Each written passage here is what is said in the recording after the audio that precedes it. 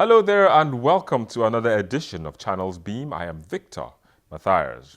The tempo of campaigns during the 2015 general elections reached a fever pitch, and this is thanks largely to Nigerian youths who were deeply engaged in the activities, both positively and negatively.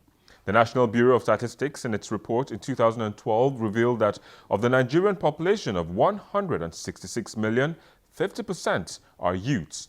On the beam today, our searchlight will be on the negatives and positives of the youth's action during the process. But before then, let's run you through the trends in the past week. Tweeps last week insisted that the budget of the National Assembly be made public after the upper and lower legislative chambers spent a whopping 600 billion naira in the last 4 years. They also mocked the body, insisting that they have no moral right to probe the NNPC.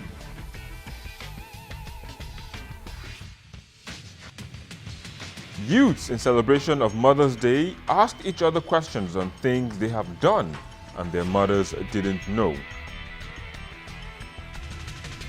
Trust me, a lot of secrets were revealed and only the Twitter-savvy mothers would find out. But back to business, we join our panelists on the Google Plus Hangout. I think if you want to know the role played by the youth, I think you look at the social media and you look at the demography of Nigeria. Generally, the population, more than 70% of Nigerians are less than 30 years old. And if you look at the number of people who cast their votes during the election, actually majority of them are youth. So the young people have played a very important role in ensuring that we had a good election both in March and then in April. And they played a role both as voters and in also during the campaign. And if you look at the campaign of General Muhammadu Buhari and most of the state governors, actually at the core of the campaign, you have many active, many dedicated, many smart young people who participated in running and in managing the campaign. And I think for the first time, there is a departure from the usual approach of using youth as area boys, as endeavor, or as thugs to intimidate others. And I think the youths are beginning to realize that the future of Nigeria depends on them. And I think the last election has shown that if the youths can come together, they are capable of doing so many things. The only thing I'm not happy with is the fact that despite their active participation in the campaign and in the voting, there is the number of youth who contested and won the election was very minimal, not very encouraging. And we hope in the next election we will go beyond just campaigning for others and beyond just casting votes, but also ensuring that we have people representing our demography who contest in the election. Like Aminu said, the youth have come to realize their power, that rather than becoming the mule that people will use to commit crime and atrocities, they rather can make a change, a positive change. And this has come about due to education, mass education that have been conducted by a few of us on the social media to make people realize that, look, the man that asked you to go beat up somebody for his electoral mandate, why doesn't he send his own children to do that? So the youth have come to a point where they know that rather than becoming political in the hands of a few individuals, these are human beings who have important roles to play in the development of their nation. So for me, the youth are not just the future of tomorrow, like they keep saying. I mean, the leaders of tomorrow, they are already the leaders of today.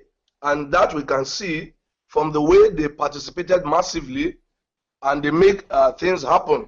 So for me, I think the youth are not just important in being used as political thugs, they are also very important in making sure that decisions that will affect their lives are made with their own consent.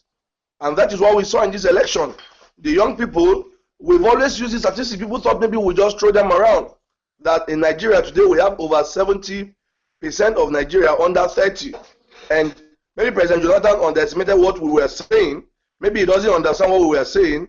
But we all saw what happened.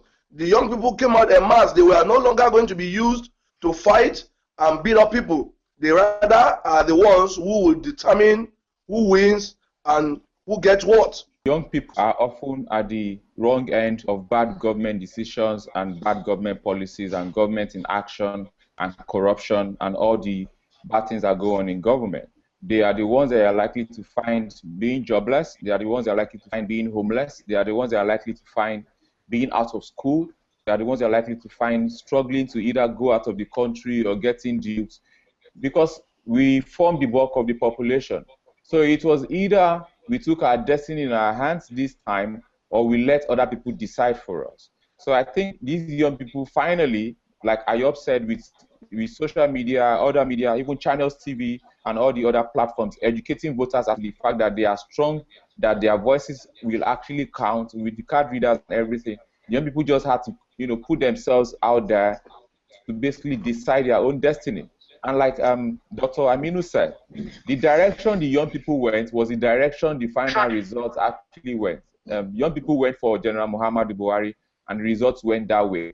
And now the onus is on this government, the incoming government that is, to pay back. And for me, paying back personally does not mean to appoint young people in their government. I think that should be a given. We don't have to have a conversation or an argument about that. Young, competent people, competent women. Paying back would be to save this country, because Nigeria is in tatters. We are on the ropes. The economy is messed up. Our numbers are very, very poor. We have our stock is in junk status. Our debts are highest ever, despite unprecedented income over the last 5 years. We cannot even pay salaries, which means that the people that are working for our government are not even delivering enough value to have their own salaries paid. As the previous speakers mentioned, I'm also of the belief that we fought for this government. Without us collectively, and the youth in particular, General Buhari wouldn't have become the president, and we will make sure that our voice is heard.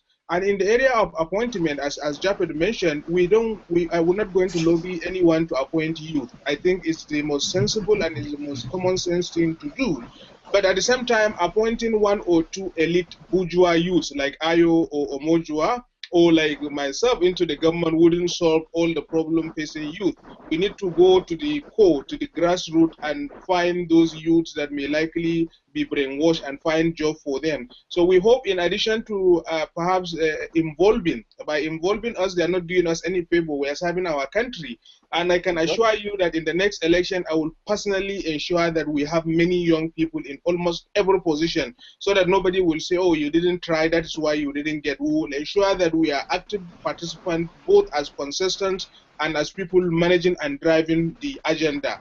The future of this country in the next 30, 40 years, hopefully will see majority of the politicians that are there now, some of them are in their 70s, in their 60s. By the next 20, 30 years, they won't be there. So we wouldn't allow people who may not be part of our future to determine our future and to ruin it. All right, just hold it there. We'll take a break and we'll continue when we return.